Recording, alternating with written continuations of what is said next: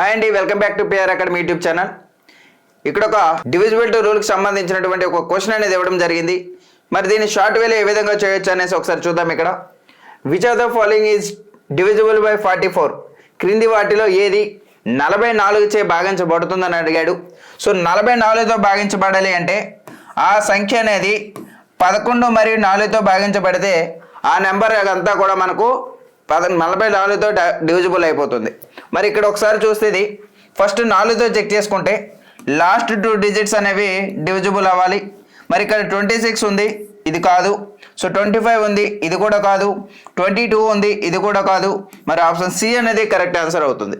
మరి ఒకవేళ 44తో కూడా చెక్ చేసుకుంటే సో ఆల్టర్నేటివ్ ప్లేసెస్ అనేవి 11 యొక్క డిఫరెన్స్ అయి ఉండాలి. సో 3 + 1 4. సో 9 + 5 6 15. ఈ రెండింటి యొక్క తేడా అనేది 11 రావాలి, లేదా 0 వస్తే లేదా 11 యొక్క టేబుల్ వస్తే ఆ నెంబర్ మొత్తము కూడా 11తో డివిజిబుల్ అయిపోతుంది. మరి అలాంటిదే మీకు ఒక క్వశ్చన్ ఇక్కడ ఇవ్వడం జరిగింది. సో దీన్ని ఆన్సర్ చేసి కామెంట్ బాక్స్లో తెలియజేయండి. Thank you very much.